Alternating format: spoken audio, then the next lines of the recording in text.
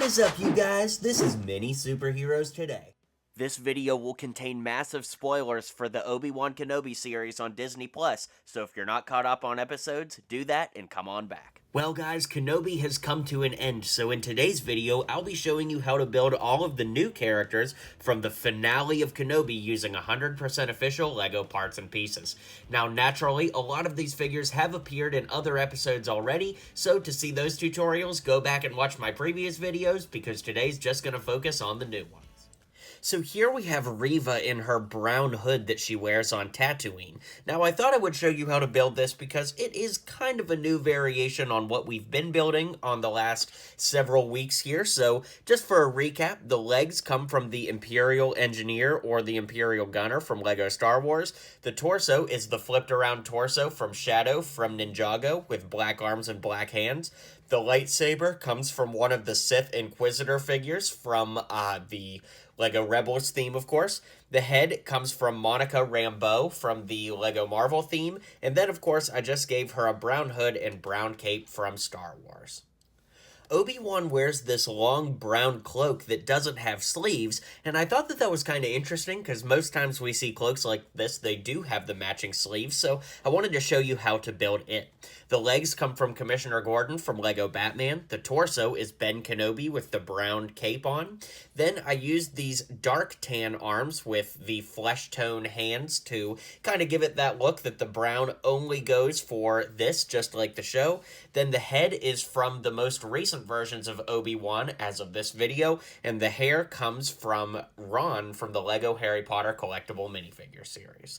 Then alternatively, we do have Obi-Wan without that robe on, and of course we're going to use the same head and hair and the torso from Mace Windu with matching legs. It was cool to see young Luke Skywalker a little bit more in this episode, so to pay homage to his father, I used the head from Pod Racer Anakin. I used some tousled, kind of dirty blonde hair here with the torso from Luke Skywalker to pay homage to that version of Luke, and I used some short tan legs from the Anakin figure to bring it all together. Aunt Beru was a little bit more tricky to make because she has that red shirt on with a gray jacket. I couldn't really think of anything off the top of my head to get that across, so I used the torso from Cabe from the Cantina with white arms this time in gray legs to kind of help bring a little bit more of that color to the character, although I don't think it works perfect, so if you guys have a better suggestion, of course, drop a comment below. The head is the Jyn Erso, or more commonly, Black Widow head, and I just gave her a ponytail to bring it together. It was pretty cool to see battle-damaged Darth Vader in this episode, but unfortunately, with using real LEGO pieces and not breaking them, it's pretty hard to get that exact look. So to get as close as I could, I used the legs and printed arms from the most recent versions of Darth Vader, with the head and torso from battle-damaged Darth Vader from Star Wars The Force Unleashed, which came out many, many years ago.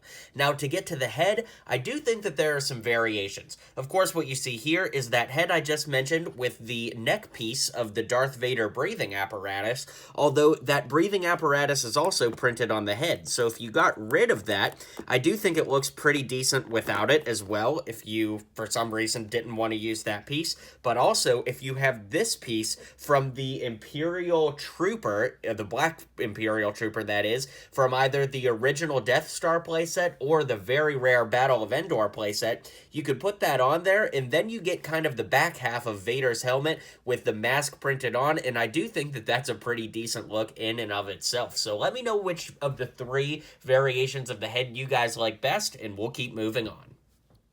I thought it was legitimately awesome to get one more appearance from the Emperor, and of course that was the legendary Ian McDiarmid doing so. So that was pretty honestly crazy to see him again. He was a hologram, so you could just use the hologram piece, but in the spirit of keeping everybody as minifigs, I just put the regular Emperor minifig here.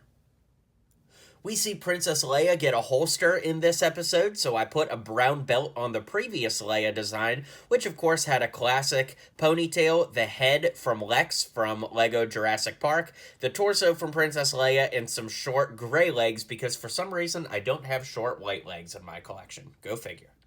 At the end of the episode, we see Obi-Wan in robes that look a lot more like Ben Kenobi's robes, so I used the Ron hair with the modern Kenobi head, just like before, and the torso and legs just come from old man Ben Kenobi, because that's kind of what it reminded me of. It was pretty rad seeing Qui-Gon at the end of the episode, too, and LEGO really hasn't given us any way to make Force ghosts, so, I'm just going to show you how to build a Qui-Gon that looks like that, and I guess you'll have to use your imagination to make him look like a ghost. The hair and head come from the regular old Qui-Gon, and just like before, the torso comes from Old Man Ben Kenobi, and the legs come from Commissioner Gordon. So let's zoom out and I'll give you my final thoughts on this showcase. Alright guys, well thanks for hanging out with me. Be sure to hit like and subscribe for more LEGO videos every day, and I'll catch you guys on the next video.